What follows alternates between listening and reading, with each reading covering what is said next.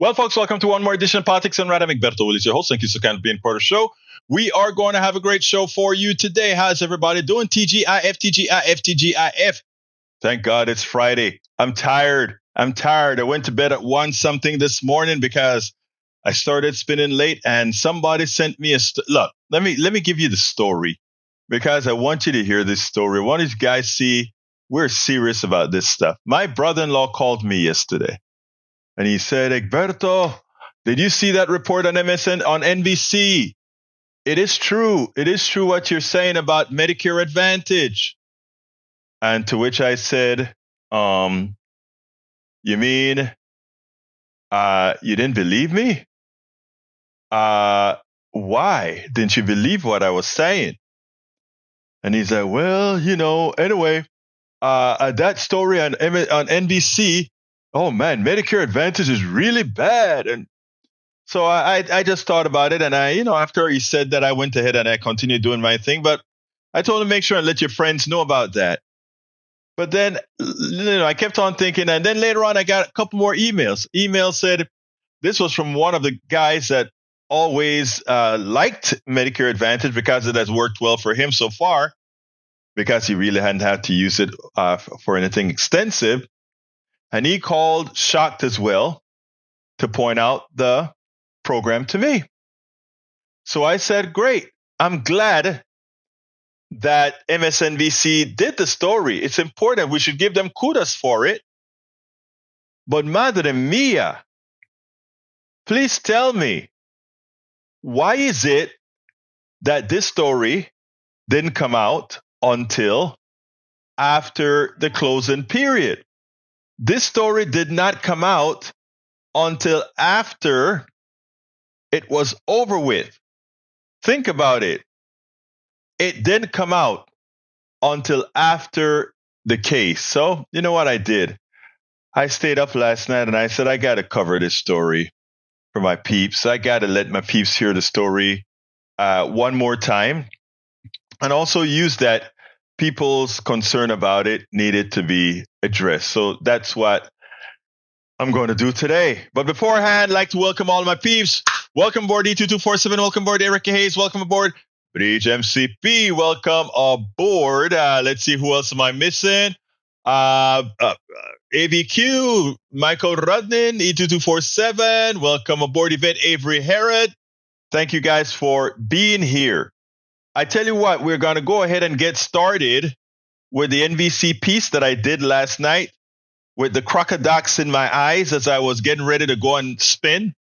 Welcome aboard, Lee Grant. And as you know, when I'm spinning, I've started watching a new series, World War II.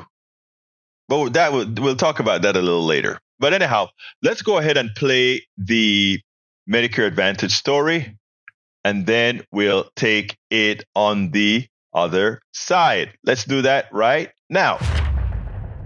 All of you who follow Politics Done Right or been subscribing to Politics Done Right for a long time now know that one of my pet peeves is Medicare for all. And in that light, we talk about Medicare, Medicare Advantage, and all these other permutations thereof.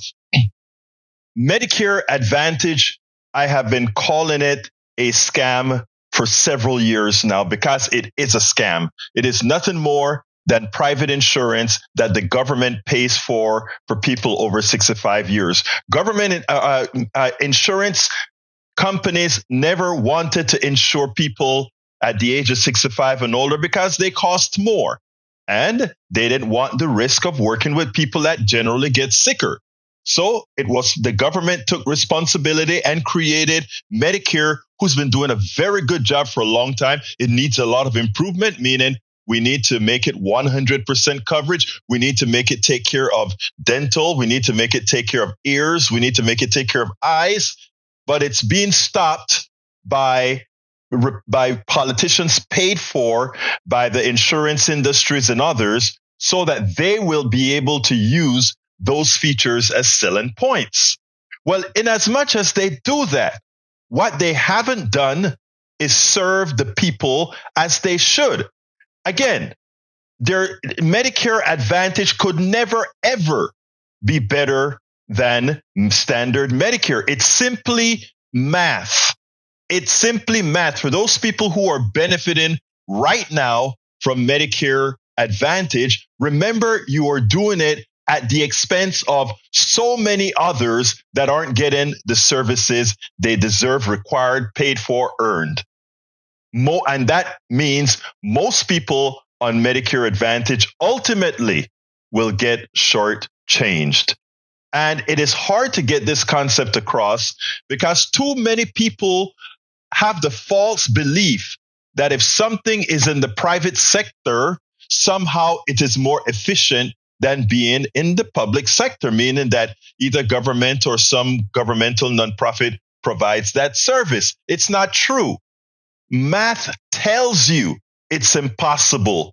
And the reason it is impossible is whereas the government in administering Medicare does not have to pay for profits, shareholder dividends, doesn't have to pay for databases, advertising, etc. Because all those costs are not there, it means that if the government provides the same service being offered by these supposedly Medicare Advantage companies, math would tell you it is impossible for Medicare Advantage to be more efficient than what the government Medicare can provide.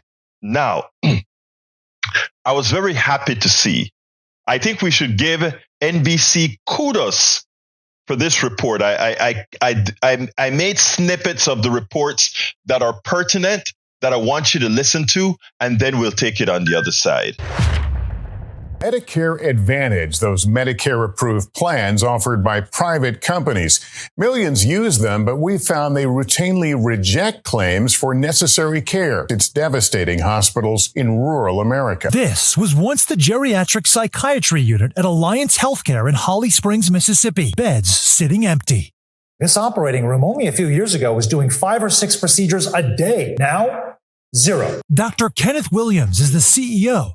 He says the hospital can no longer afford the unit or any inpatient care for that matter. It's empty. It died the last few years with Medicare Advantage. Medicare Advantage is a private alternative to traditional Medicare pitched by celebrity spokesmen like Joe Namath. Medicare Advantage plans have added new benefits. 31 million people are on the plans, which are often cheaper than Medicare supplements and promise better benefits and lower premiums. But the CEOs of rural hospital systems in 6 states tell NBC News Medicare Advantage routinely denies reimbursements for necessary care. 2006, we went from being well in the black to losing $1.7 million. Overnight. Medicare Advantage. And nothing changed other than that. One government report found the top Advantage plans denied payment for nearly 1 in 5 claims that met Medicare rules.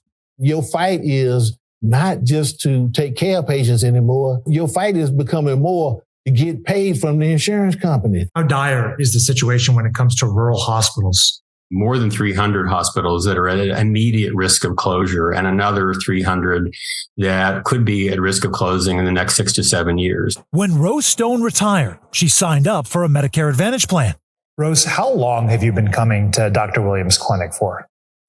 20 plus years. And did you think if you signed up for Medicare Advantage, you'd be able to continue to do that?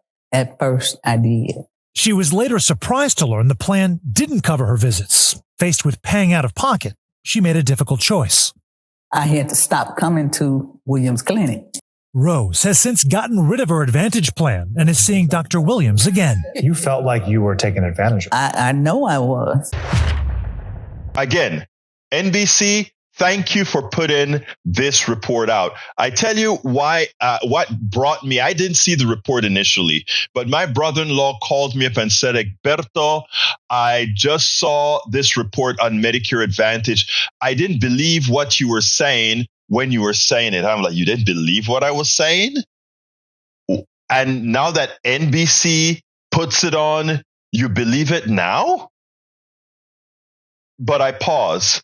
I then get another email from a good friend of this show that told me, hey, I just saw what NBC had to say about Medicare Advantage. And so that's the report that you just listened to. Now, here's the hurtful part.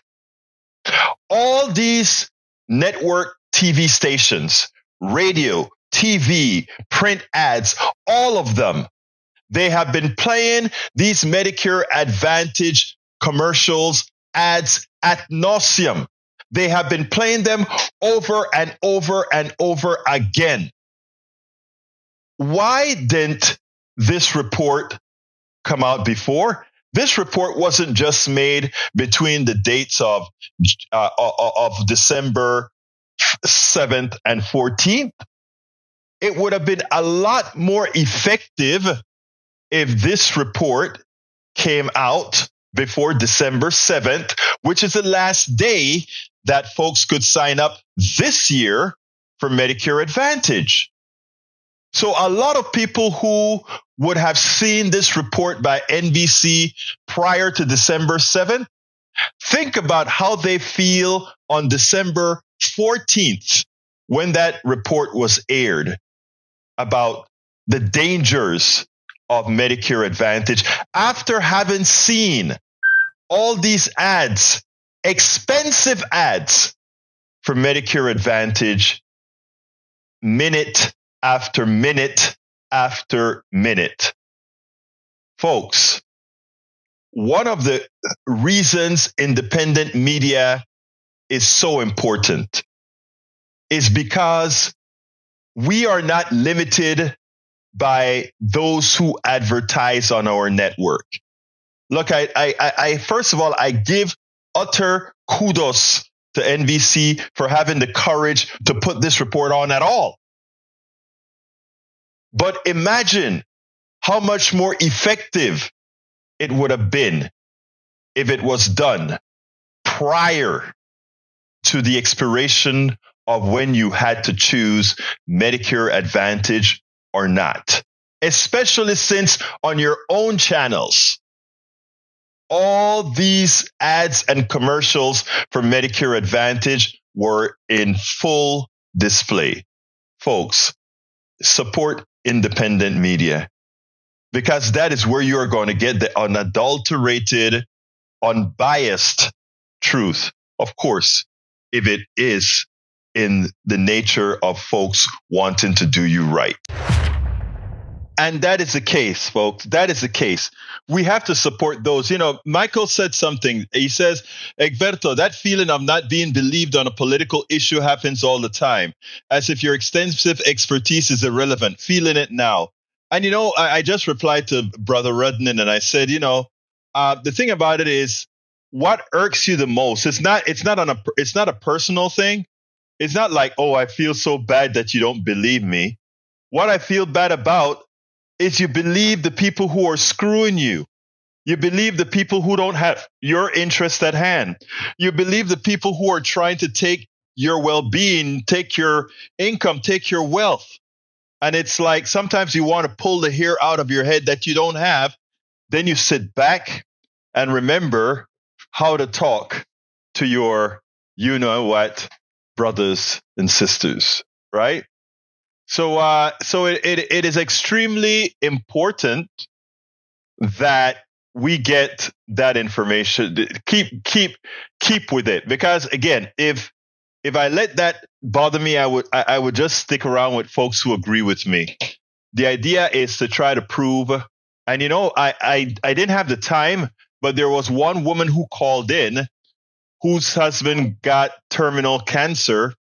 And she had a story to tell. It was a very unbiased story to tell that I think I didn't get it cut in time for the show today, but I'll probably play it on the show on Monday or likely on Monday, what she had to say when she called into KPFT this morning. Anyhow, how's everybody else doing? Let's see. Melanie Keelan is in the house. She went to a Christmas party and she still had the time to check in with Politics Done Right. Do I feel loved? You bet you. Or in Texan parlance, you betcha. You betcha. Thank you for being here, beautiful. I appreciate you, even at your party, spending some time here with Politics Done Right. She's at a party in Barcelona, Spain. and she's with us today as well. Muchísimas gracias, corazón. Muchísimas gracias, corazón. Por eso tú eres mi hermana. Tú eres mi hermana. Y una de mis hermanas favoritas. All right. Carl Cox says, Netanyahu, like Trump, is crooked, fascist. Eric Hayes calls her jet set, and she lives in Barcelona, Spain now. And Melissa Bowie is with us in the house. Welcome aboard, Melissa. How are you doing? Beautiful.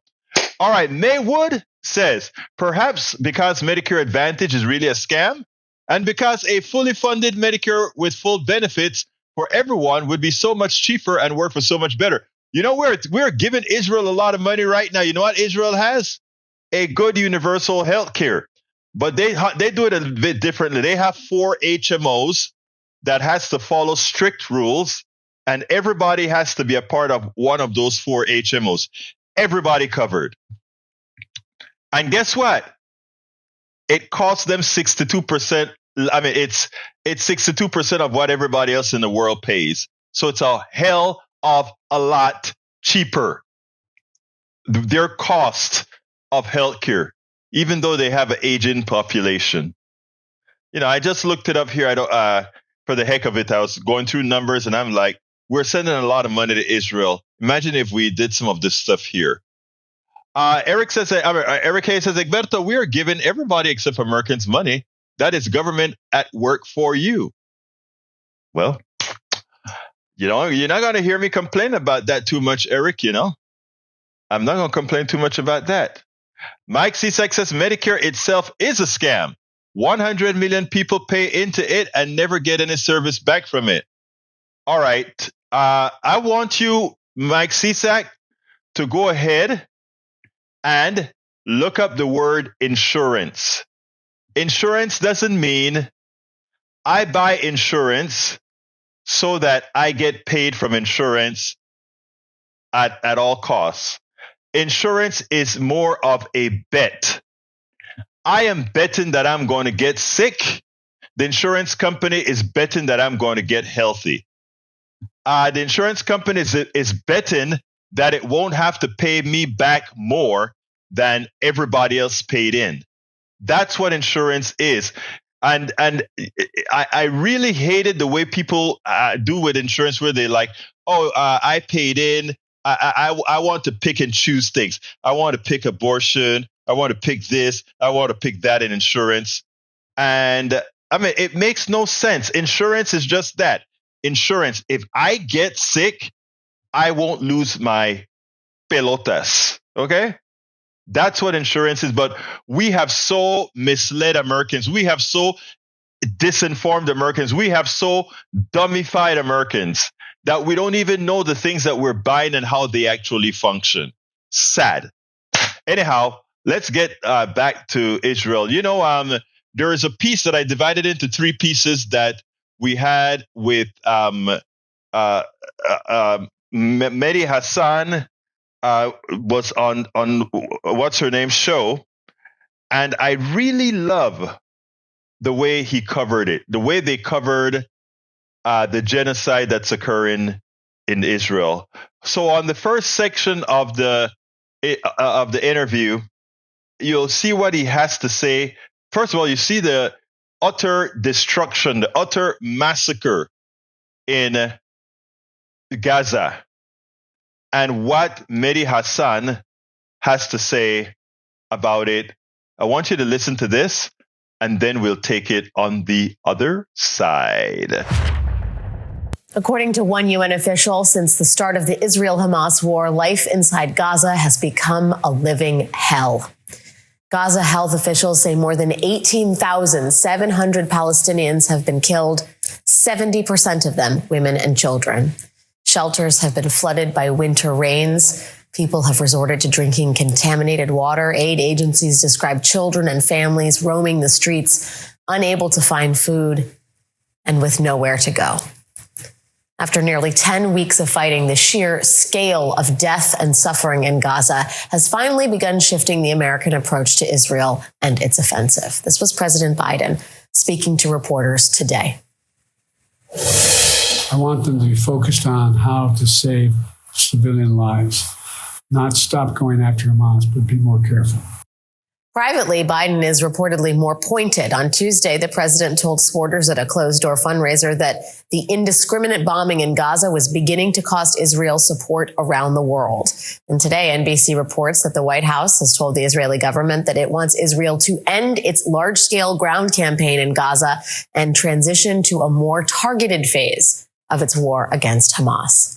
Joining me now is my MSNBC colleague, Mehdi Hassan. Mehdi, thank you so much for being here. First, I wonder what you make of the sort of slight discrepancy, but a meaningful one nonetheless, between what Biden is saying publicly and what he's saying privately, and whether sort of the reasoning behind that and the shift in general, what you make of it. It's a great question. And I think no one quite knows what's going on. I suspect a lot of people around Biden are wondering what's going on because he's been front and center when it comes to the strategy on Israel. This is not something he's outsourced. From the very beginning of this conflict, he was kind of scribbling his own notes into speeches. He was saying his own things. We know he has a propensity sometimes to gaffe. But what he said at the fundraiser a couple of days ago is fascinating because on the one hand, he says, Israel's losing support internationally because it's killing so many civilians. He says they're doing indiscriminate bombing, which, by the way, is an admission by the US president that Israel is committing war crimes. That's what indiscriminate bombing is under international humanitarian law. It's a big thing for the president to say. But in those same remarks, Alex, he says, at the end of the day, we're going to protect Israel. That's what we're going to do, no matter what else happens. So there is this real disconnect, not just between, as you point out, what he's saying publicly and privately, but between his words and his actions, because it doesn't matter how critical he gets of Israel. Ultimately, they're getting the weapons they need from us. At the weekend, he bypassed Congress to expedite the sale of tank shells, almost, I believe, 14,000 tank shells. When Donald Trump did that during the Yemen war to Saudi Arabia and bypassed Congress, Democrats were up in arms. This time round, I wish we could see more people saying, hold on, let's have Congress scrutinize this stuff. Let's have the State Department scrutinize whether American weapons are being used in alleged war crimes, because that's against American law, Alex. We spend a lot of time Yes, that is against American law for them to be using our weapons to execute massacres, to execute war crimes. It is a crime. And I tell you, it is important for us to understand what Mehdi Hassan is saying there. El Señor Biden is really showing a level of weakness next to a country that is utterly dependent on not only our support, but our goodwill. The fact of the matter is we don't want to be complicit in the murder of innocent civilians. We don't want to be complicit in the murder of innocent civilians. I tell you guys, I would like all of you to watch the World War II series on Netflix. It's new, and I think it's in the top 5 or something like that. You get an understanding sometimes of why we tolerate what we tolerate. Anyhow, I'm going to go to the next video in a minute, but let me read some of your messages here. Michael Rudden says, Netanyahu would blow up a refugee camp in order to bomb a Hamas terrorist hiding among them. Oh yeah, that's a war crime, all right. Biden's trying to stop that. Is using such a soft touch in order to maintain relationships. There is no relation. Look, and that's what I call weakness. Netanyahu showed what he's made up of when dealing with Clinton, when dealing with Obama, and now when dealing with President Biden.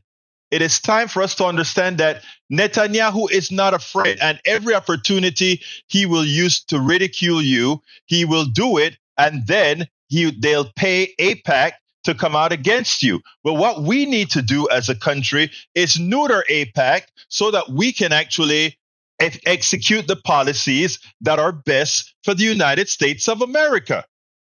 Because right now, the policies that we are executing in Israel is horrendous. For every one of you who are going to be flying over the holidays, beware. For every one of you who are going to be going overseas, beware. For every one of you who are going to be going on cruise ships, beware. What am I saying? Do I know something? Hell no. But what I do know is when you have asymmetric warfare, what you get is blowback. You get blowback. And why should we be getting blowback to save Netanyahu's butt, who's a criminal that even his country wants to throw him in jail? Or a lot in his country, that is. Let's see. Bree says the U.S. and all of our presidents have always sided with Israel. It is our only strategic area in the Middle East. But you know what is so interesting is we don't have to do that. Whoever we could. Well, I'm not going to go into that because that's going to create a whole new discussion. But there's no. Well, I'm not going to go into that because that'll be a whole new discussion. Anyway, let's see what else we got here. Michael says Netanyahu would. I read that one already. Used to be only Michael. It has changed, but they are still the biggest ally. Yes, they are the biggest ally. Okay. This other one here is about the complicity in war crimes. Let's go ahead and play this strip here, and then we'll take it on the other side. When you talk about the sort of ongoing campaign in Gaza, for lack of a better term, the war, the war crimes potentially, I wonder. I do wonder if you can make sense of the fact that Biden is saying publicly, the White House is saying, we want this all to end in 3 weeks at the end of the war. And then Defense Minister Yoav Gallant, the Israeli defense minister, yes. Now this is before we laid out that timeline, America did. He said the war against Hamas would last more than several months, right? Yeah. It feels as if there is a sort of, if not a direct tit for tat, a back and forth here that is not indicative of an Israel that is necessarily listening to America's prescriptions. Do you think that is just sort of Israel paving its own path, or do you think that there is some actual currency to be gained in going up against a Democratic president who's up for re-election in 2024? Oh, very much so. And Benjamin Netanyahu's own political future is in trouble. He's deeply unpopular in Israel because of the massive security and intelligence failure on his watch. This is the guy who can say to his hard-right constituency, I'm the guy who's standing up to Biden. I'm the guy who's preventing a two-state solution, which the Israeli government is. So he can do that for domestic consumption. Yoav Gallant can say, look, we need more months to, defeat Hamas, which they haven't done yet, but they've killed a lot of innocent people in the process. The problem then becomes, is the US government willing to do anything about it? In a game of chicken with Benjamin Netanyahu is Joe Biden, who keeps telling people, he said at this fundraiser, I disagree with Bibi, but I love the man. He keeps saying, I love the guy. Well, this guy could cost you your presidency, Mr. President. And the question is, what are you going to do about it? Because people think the American president, well, Israel will do its own thing.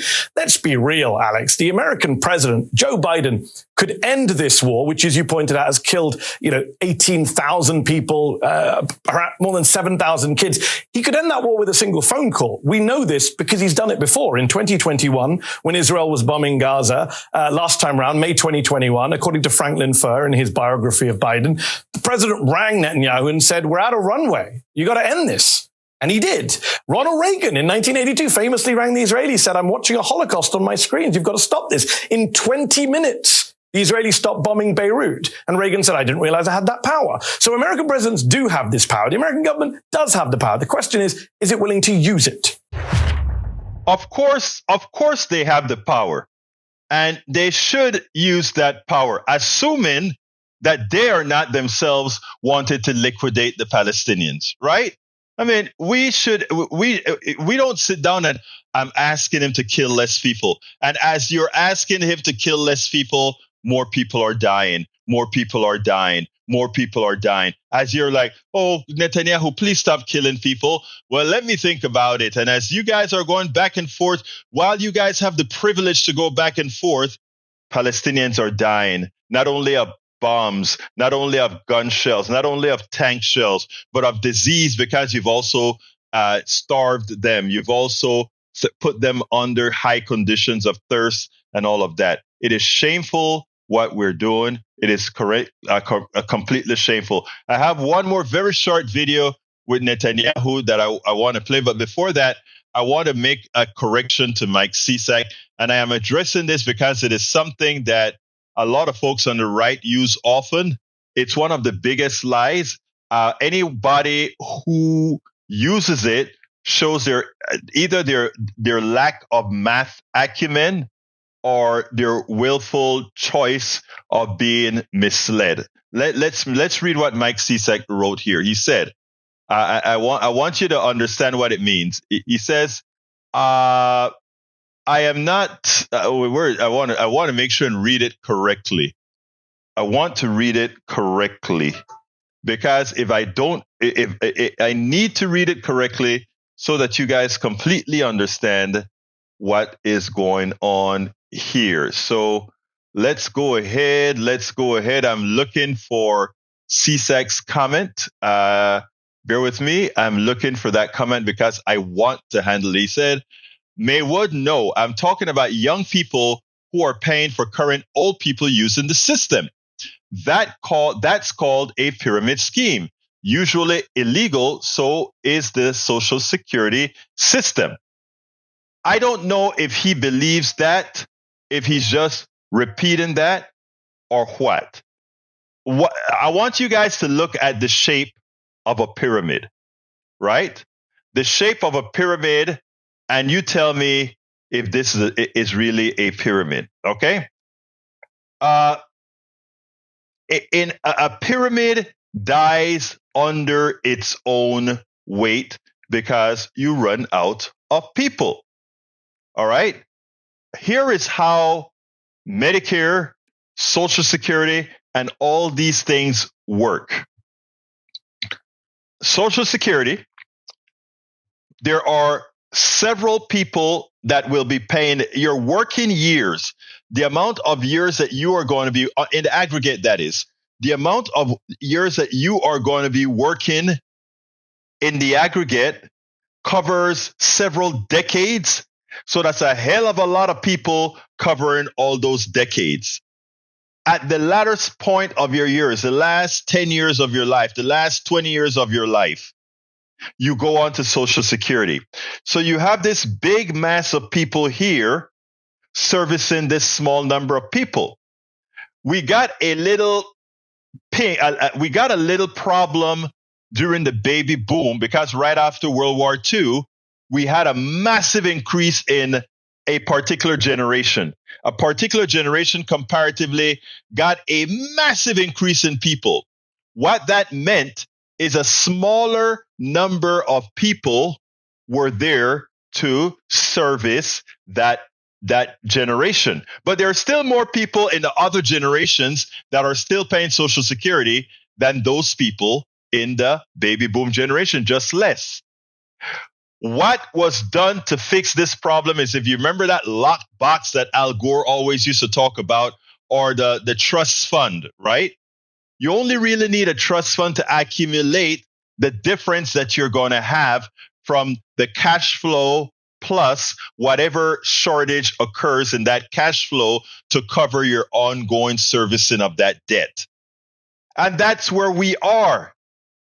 That is where we are. As soon as the baby boom, the generation dies out and we hit that steady state condition again, we will be in that place where we're in the perfect transfer of collecting Social Security here from a big mass of people and paying it out to a smaller mass of people. The baby boomers was an inconsistency within the system. In the case of Medicare, all income is based on Medicare. I mean, all income is taxed for Medicare. And what we do, there we go. Let me go ahead and put that on the screen for you guys. Thank you very much for that, Michael Rudnin. Let's go ahead and get that on the screen.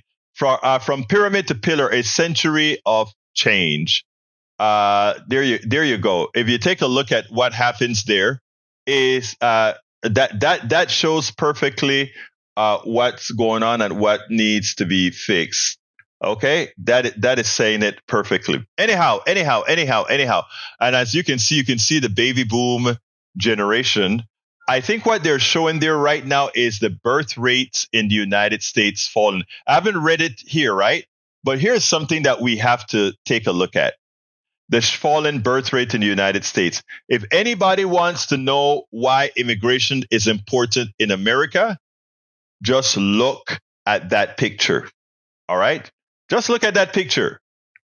First thing, people are living longer. You take a look at that picture, people are living longer.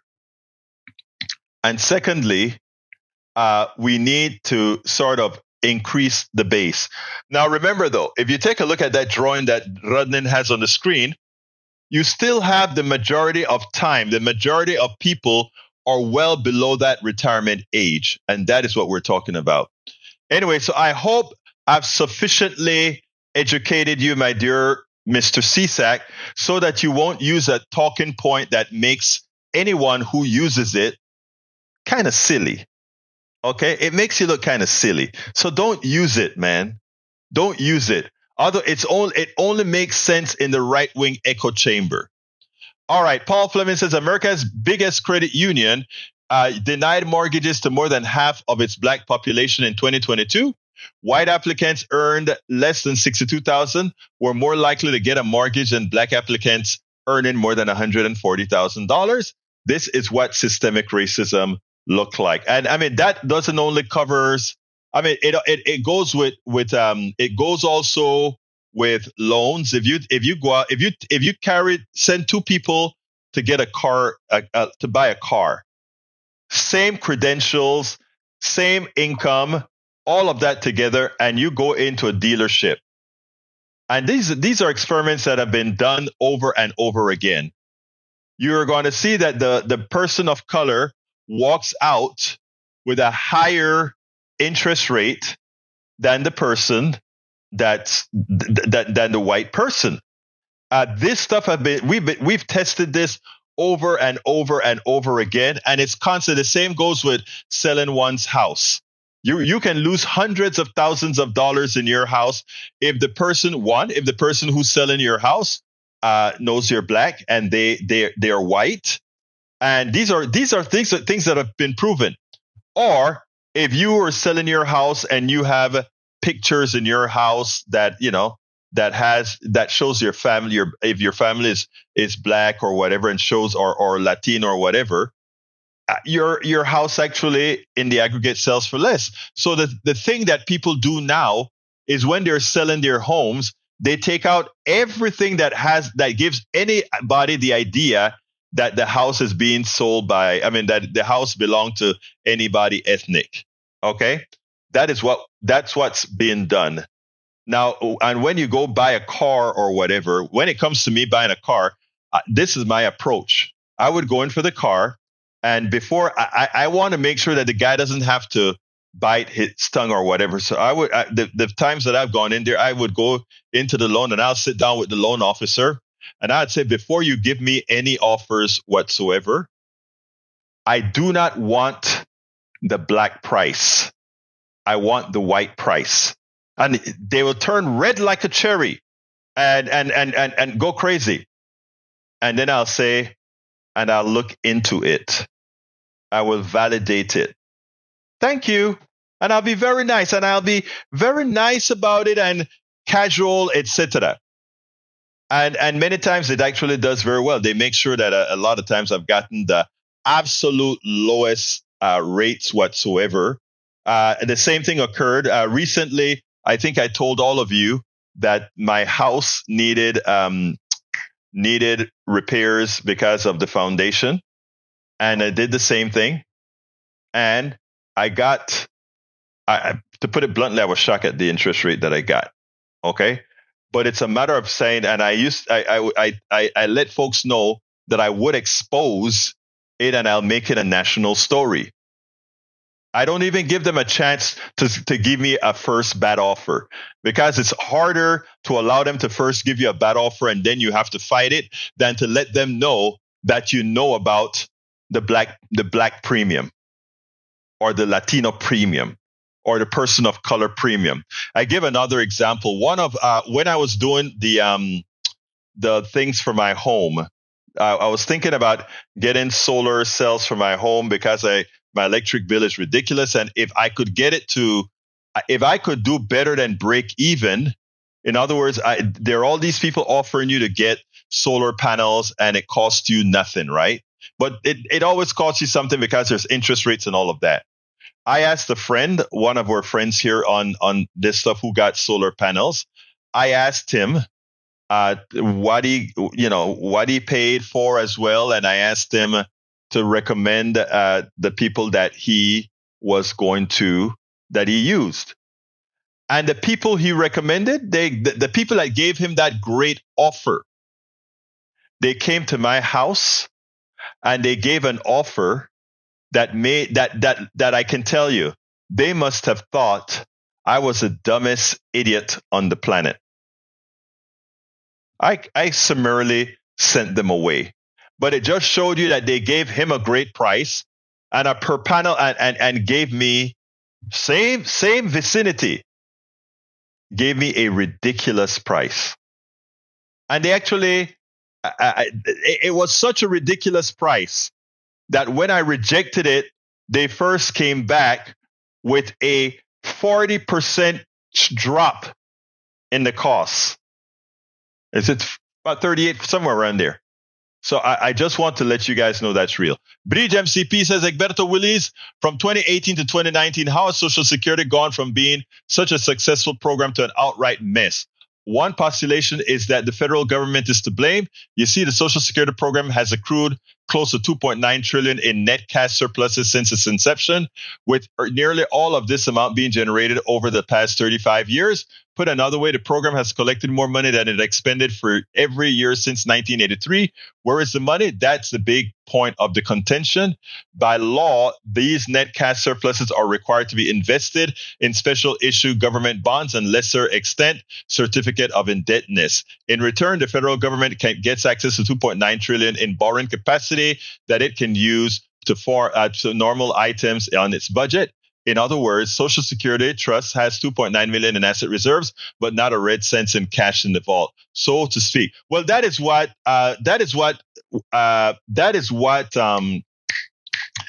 Gore was talking about. That is what Al Gore was talking about. This lockback, and by the way, the IOUs are there. Social Security is solvent. Don't let anybody fool you. We just spend them as we collect the money. The government borrows it from Social Security and spends it. So all they need to do is pay it back, right? That's all they need to do, pay it back. So there you go. All right, let's see what else we got here. Eric Hayes says, Egberto, get some financial literacy. I am pretty financial literate, my friend. I mean, that's the reason why they are unable to con me in these particular issues, sirs. Carl Cox says, Ned Foreman's statement shows he's a major league fruitcake. Ned Foreman, who is Ned Foreman? Is there somebody? Listen, Ned Foreman says Social Security might have been saved if we just allowed COVID to rampage our baby boom. Oh my God. Come on, Ned. Get a heart. All right, let's see what else we got here. Paul Fleming says, sad, a Mississippi grand jury has decided not to indict the police sergeant who shot an unarmed 11-year-old boy after responding to a domestic disturbance call in May. While the grand jury believes the officer didn't engage in criminal conduct, the boy's family reportedly continued to pursue. We'll have to sue him and get them in the other courts. Lee Grant says estimates for services vary significantly, even if you're white. Your anecdote doesn't prove racial animus. You're actually correct about that. One incident doesn't prove that. However, a pattern of incidents does. A pattern of incidents does. And what I do is I preclude those incidences by bringing the point up front because I understand it's out there. Take your head out of the sand, my dear brother. It's a fact. Let's see what else we got here. But he says, not just a white issue, a woman. Actually, women have that problem, especially when they go to a mechanic. You're absolutely right about that, Bridge MCP. Let's see what else we have. Eric Hayes, there are glimpses of when Egberto does know economics, but his emotional leftist ideals keeps getting into the way. Oh, my dear brother CSEC, if I could only school you much better. But, you're here with us, so you will be schooled, sir. By the way, it seems like Giuliani owes Freeman $150 million. Yay! He owes them $150 million. So now everything that he has is theirs. I love it. I simply love it. All right, I've got a very short last video. Guess what we think? We think one of the reasons Israel is giving America such a hard time is they want Donald Trump as president of the United States. You think we have something there? Check this out. I mean, I listen to Mehdi Hassan. Check this out and we'll take it on the other side. There's some reporting out there that Netanyahu and his, conservative allies in Israel would much rather see a Trump presidency. I mean, not only are potentially America's and Israel's interests not aligned on the sort of moral and ethical quandary in and around Gaza and the death toll there, there's just the basic political reality that it might behoove Netanyahu and his goals to not have Joe Biden in the White House. Do you think that's something the White House recognizes? I mean, it does not seem like it seems like a feature, not a bug here. I suspect the White House, in terms of the political operation, does recognize that. The question is, does Joe Biden? Biden has this decades-long friendship with Bibi, as I mentioned. He says he loves the guy. He's known him for 50 years. The problem is Netanyahu gets along with Republican presidents. He got on very well with Donald Trump. Democrat presidents have never gotten along well with Netanyahu. Bill Clinton famously came out of a meeting with him and said, who's the superpower here? Obama got insulted, humiliated by Netanyahu over Iran. And now you have Biden here, who could lose the presidential election because of this war. And meanwhile, Netanyahu's like, well, I win either way because I get Trump back and a blank check, according to that reporting in Puck this week. We spend a lot of time deconstructing the news, trying to parse it into a form that everybody can understand. We try to find those little nitpicks where it flies above the fray, etc. If you really like these videos that we do, I want to ask a big favor. Please go ahead. Number 1, subscribe to our channel. And number 2, please join if you can. Thank you so kindly for watching. Keep watching. Please remember to share. We must populate the entire internet with our progressive message, a message that we know is what most Americans say that they want. So help us, please join. Absolutely so, folks. Join us. Please remember to do that. Let's see what else we got. Ned Foreman says, do you think it is more ignorance issue? He was just telling us he makes it clear he is knowledgeable and is able to secure a good rate. I believe anybody so shrewd, regardless of race, should be secure. But understand this, Ned Foreman. I do that out of necessity. Most people that go in to get a loan, they don't have to be smart. Let's put it this way. I'll tell you what my parents used to tell me, especially when we were going to the American schools on the Canal Zone, moving from the Latin American school to the American school in the Canal Zone. This is how we grew up. We grew up learning to love everybody. We grew up learning to respect everybody.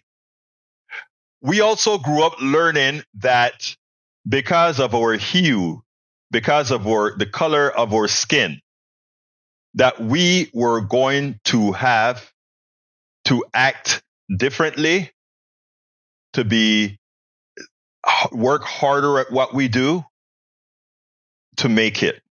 Let me explain. I remember, I wrote a lot of this in my book, The Tribulations of a Afro-Latino Caribbean Man. I wrote a lot about it in this. But the term that you have to work twice as hard to earn half the credit didn't just appear by accident. It's a cross that one has to bear. Women have to bear that cross too. Women have to overperform. One of the reasons you saw me give somebody like Sheila Jackson Lee a pass on certain issues is because I understand that some have to work twice as hard for the same recognition, etc. Women as well. They have to prove themselves above and beyond. Black people, Latino people, people of color, because of the preconceived misconceptions people have of them, so often they have to overperform. It's not in the psyche. It's a statement of fact. The fact that I walk into a store or something and somebody first thinks that you're the janitor in certain areas or whatever, that tells you the preconceived misconceptions that's there. Okay? It's not a made up thing. It's not a made up thing. My book, I'm getting it in print now. Right now, it's still on Amazon. It's called Tribulations of a Afro-Latino Caribbean Man. I would like folks to read that book. In fact, it's if you subscribe to my Substack, I think it's already there. Let me see. I think I've already placed that book up on my Substack. Let me just make sure, so I make sure that I'm not lying to you. I think I placed it on the Substack already, but I want to be sure before I lie to you. The two books that are already on the Substack, or let me give you that, are these. There we go, right there. Okay. It is called Tribulations of an Afro-Latino Caribbean Man. Racism Did Not Stop My Smile, Hope, or Journey Forward. I've told you guys about that book several times, and it's currently just online, but I'm actually turning it into. I'm going ahead and getting it print as well. Bruce Fowler says new Mo's demand action. Gore gun sense ad, for gun sense ad. Oh yes, I saw that ad that you sent me, Bruce. I'm going to make a blog out of that ad. That was a great ad with the kid drowning in the pool and people coming out and just saying, I'll pray for you, or something of that nature. My prayers are with you, or something to that effect. That is a hell of a commercial. I have your stuff. I'm going to turn it into a blog, and also I'm going to play it on the network. Thank you, folks. That is an important, excellent commercial, Bruce. Thank you for sending me that. I read it, and I plan to do it. You know, I have a whole lot of things in my queue. I plan to do it. Anyhow, folks, we're coming close to the end of the program. You know what? You guys got me on this kick about, for some of my right-wingers who just think I'm overreacting, I just want to say something here. I don't bring up the tribulations that I've gone through on the program all of the times with race and all that kind of a stuff. But I do a lot of conferences and whatever, and I work my ass off at all these conferences to interview folks, to get people out there. And, these people are always seeking to be interviewed so that the space will be filled with their information. I do it, and I do it all of the times. And I tell you what is the most ironic thing. The most ironic thing is we have a lot of bloggers and hosts that go out there from all over, from CNN, TYT, all of these guys. And they don't work very hard. They don't work very hard. I go out there and I work very hard. And I find it amusing and amazing that none of these others, let's see, EW, if you have time to read the I Am Not White, I Am a Jew paper. I saw that. I'm going to read that. I got that. It's in my stack as well. It's in my stack. But anyhow, it's amazing how easy some of these bloggers or, folks that do what I do, how easy it is for them to get support. And not only support, but when the big guns are bringing people to the table, I have to hunt the big guns on my own, right? If I want to get the big name interviews, which most of the times I want the regular people, but if I want to get the big name interviews, I have to hunt them down myself. I see them at a conference, and I run out of there and I go drag them in, and while other people are past the people to them, right? And sometimes I bring them to my station, and others are saying, "Oh, wait, can I have him after you? Can I have him after you?" But they not once went out there to get anybody. The people have been brought to them. And yet, when it comes to funding from the progressive space in these places, most of the times, I am the only one that is funded by y'all. Okay?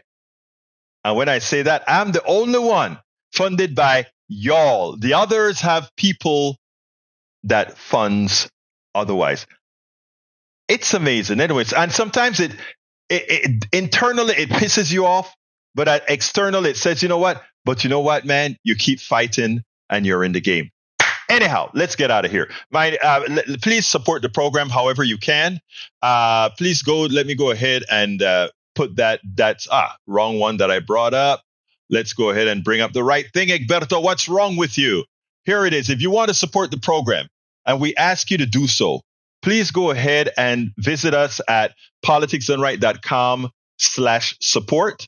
politicsdoneright.com/support. That has all the different ways in which you can support the program. Now, you can also become a paid member of our newsletter. I mean, first of all, the newsletter is free, okay? But if you become a paid member of the newsletter, all of my books you can read online free of charge, and all my subsequent books by subscribing to our newsletter. Go to politicsdoneright.com politicsdoneright.com/newsletter. politicsdoneright.com/newsletter. No, you didn't miss one. It's the first week of every month. So you're okay, Melanie Keelan. So please go ahead and support the newsletter. Please become a paid member by going to politicsdoneright.com/newsletter. And again, you get to read all my books, okay? You get to read all my books free of charge. You don't have to go buy them or anything like that. And it's just saying, I'm going to give Politics Done Right a cup of coffee a month. All right, folks, I got to get out of here. My name is Egberto Willies. This is Politics Done Right. And you guys know how I end this, baby. I am what? Out. We spend a lot of time deconstructing the news, trying to parse it into a form that everybody can understand. We try to find those little nitpicks where it flies above the fray, etc. If you really like these videos that we do, I want to ask a big favor. Please go ahead, number one, subscribe to our channel, and number two, please join if you can. Thank you so kindly for watching. Keep watching. Please remember to share. We must populate the entire internet with our progressive message, a message that we know is what most Americans say that they want. So help us, please join.